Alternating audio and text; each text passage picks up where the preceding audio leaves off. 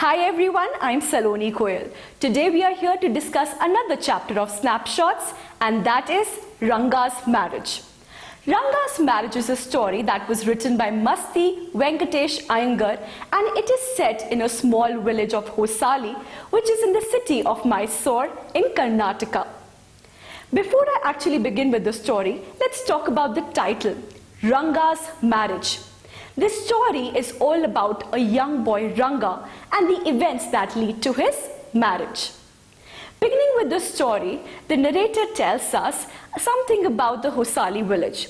He says that Hosali village, though it is a village which is not very popular, it is a village that is not very famous, not many people know about it, yet it has a beauty and charm of its own. It has beautiful trees like mango trees, and it has creepers growing all around the village. Next, the narrator takes us and talks about the story of Ranga. Before I actually begin with the story, let me discuss something very important. Though the story is going to be very humorous, very satirical, very comical, yet it is going to highlight a very serious issue that has grappled the Indian society for many years, and that issue is of child marriage. Child marriage is an issue which a lot of young generations of our society, especially in India, has to face. Now let's come to the story once back again. Beginning with the story, we also get to know that a lot of villagers have gathered around Ranga's house. Ranga is a small young boy who has just returned from Bangalore after completing his studies. In Bangalore, he was studying in an English medium school. English. It was a language that not many people were familiar in, and in order to know that language, people had to communicate with other people who knew that language. Somebody who knew English was considered a celebrity in the village of Hosali. Ranga was a village accountant's son, and everybody has gathered in Ranga's house to meet him. As the villagers gathered around the house, they want to see whether Ranga's personality has changed in these 10 years. And they are very fascinated to find that no, Ranga has not changed at all. He's still the same young boy. He still respects his elders, he's still very well mannered, and he still has a white thread that is sacred to their society. After the villagers go back, the narrator is very keen on meeting Ranga personally. The narrator feels that such a well-mannered young boy needs to get married to a good Indian girl. When he talks to Ranga about his marriage decisions, Ranga believes that he is a mature boy and he does not want to marry a girl who is immature-ish. He rather wants to marry a girl who can match up to his intellectual level. Secondly, Ranga also says that he wants to decide the girl that he wants to marry. He does not want it to be an arranged typical marriage. He wants it to be a love marriage where he loves a girl that he is supposed to marry. And thirdly, Ranga says that he has a lot of life still to go by and he wants to wait a little more before he can actually get married. After listening to the viewpoint of Ranga, narrator feels that, it is his moral responsibility that he actually arranges a match for Ranga. Then immediately an idea comes to the narrator's mind. Rama Rao's niece Ratna has recently come to their village. She is a pretty girl, she is 11 years old, she knows how to play the veena and the harmonium. She is very beautiful and she has a very mellifluous, very sweet voice. All these qualities make her a perfect fit for Ranga. And immediately the narrator decides that he is going to plan a marriage ceremony between Ranga and Ratna. Now what he does, the narrator goes to Ratna's house and tells his uncle that he wants Ratna to come to his house tomorrow to fetch some buttermilk. As Ratna goes to the narrator's house, the narrator requests her to sing. At the same time, the narrator has also planned for Ranga to visit his house. When Ranga sees a beautiful Ratna in a very beautiful sari singing a beautiful song, he is captivated by her beauty. He's awestruck and he wants to be with this girl forever. Though he is very fascinated, he is awestruck by the beauty of Ratna. He does not reveal this to the narrator, but narrator can feel that love in his eyes. The next day, the narrator meets Ranga again, and he asks Ranga, "Why are you feeling so disturbed? Why are you feeling so restless?" Ranga is like, it's normal, it's nothing like that. Narrator says that no, there is something hidden behind his sadness and anguish. And both of them decide that they are going to go and meet the village astrologer, who was Shastriji. Now let us have a little bit of a background knowledge about Shastriji. Shastriji and narrator are good friends. And the narrator, in order to make Ranga and Ratna come closer, has already arranged and set out a plan with the help of Shastriji. Coming back to the present moment, both Ranga and the narrator goes to Shastriji's house. There Shastriji tells Ranga that he is disturbed, he is angry and he is sad because he is in love with a girl. Immediately on hearing this, Ranga becomes more inquisitive. He wants to know what more Shastriji knows about him. Shastriji then tells him that the name of the girl that is in the mind of Ranga has something to do with ocean. And immediately Ranga feels that yes, Shastriji might be on the right track, because we all know that Ranga has actually fallen in love with Ratna. Shastriji further tells him that the girl that he is in love with has a name who starts with R. And eventually he goes on to tell the name of the girl, and that is Ratna. Immediately after this, Ranga knows that even the stars want him to marry Ratna. But now the narrator wants to pull the leg of Ranga.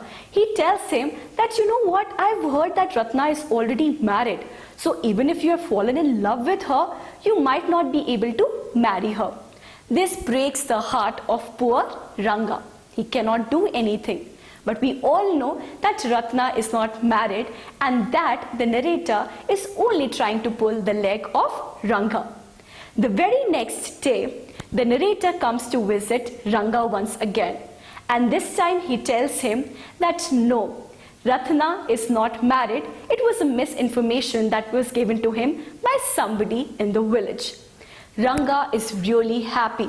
Why? He's getting the dream girl. He is going to now marry the girl that he always wanted to be with. Why? Ratna is beautiful, she has a beautiful voice, she is very good singer, she does the household work. And now the narrator is equally happy. What he always craved and wanted, he was finally able to achieve that. Ranga and Ratna had now come together. Eventually, after 10 years, when the narrator goes to meet Ranga, he sees that both Ranga and Ratna are happily married. In fact, the couple has a 3-year-old son, and the name of the son is Shyam. Let me tell you something important here, that Shyam is the name of the narrator. Since the beginning, I have only referred to him as narrator. We did not know his name. Towards the end of the story, we get to know that the narrator's name is Shyam. And because Ratna and Ranga together now were a happily married couple, it was all because of the efforts of narrator. And so, in order to pay a homage and respect to Shyam, the narrator, they actually named their son Shyam after the narrator. So this is a beautiful story of Ranga's marriage, where we get to know how a young boy who was not actually open to the idea of marriage because he wants to give more time to his career, was eventually fell into the trap that was set by the narrator. The narrator here represents the society that puts a peer pressure on all of us to get the task what they want. Here in this story, we get to know how Ranga is married off to an 11-year-old girl Ratna, and that is the issue of child marriage that the Indian society is facing today and has always been struggling from. Now the important points of the story. First, the Hosali village, a village that is in the state of Karnataka and is in the city of Mysore. The village is not very popular, but it still has many beautiful trees like mango trees and creepers growing all around the village.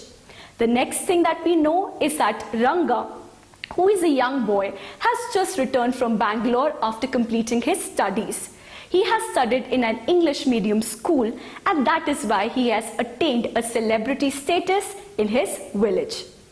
Next, all the villagers gather around to meet Ranga because they want to know whether Ranga's personality has changed over the span of 10 years. But they are fascinated to find that no, Ranga has not changed at all. He is still the well-mannered, intellectual young boy who respects his religion and traditions. Again, we get to know about the perspective of the society through the mind of the narrator. The narrator wants this young boy to get married off, and he feels that it is his moral responsibility and a service to the society by getting Ranga married to a young girl. Eventually, with the help of Shastriji, narrator is able to achieve his task of getting Ranga and Ratna married. Let's now throw a light on the characters. First character, Ranga. He has come back to his village after 10 years. He is the village accountant's son. He is a modern man who has modern views on marriage. He does not simply want to get married for the sake of being married. He wants to marry a girl who understands him, who is mature-ish enough to understand the circumstances. And most likely, he wants to marry a girl he falls in love with. The narrator, he represents the voice of the society. A society that wants two people to come into the same alliance of marriage. Why? Because the society wants to see them married, and by being married, two young couples can actually be a service to the society. The narrator does everything in his power to get two people come together. Next, we have the character of Shastriji, who is an astrologer. Shastriji is using his power of stars to make Ranga and Ratna come together. He sets out a plan with the narrator and informs Ranga that he is in love with a girl whose name has something to be associated with the ocean. Ranga falls into the Shastriji's trap, not knowing that Shastriji was already told the story of Ranga by the narrator.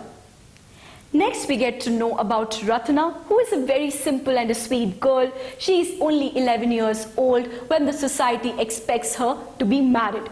She is considered the perfect girl for Ranga. Why? She can cook, she can do the household work, she looks beautiful, and she has a sweet voice. But what we forget in the entire scenario is that Ranga, who is not very mature, and even Ratna, who is only 11 years old, are brought around in the alliance of marriage because the society sees it like that. Now it is up to us whether we question those facts in Ranga's marriage or not. Otherwise, it's a beautifully intricate story that tells us about the city of Khoshali, it tells us about Ranga and Ratna, and it also tells us about narrator and his smartness. Thank you so much. This is it for today.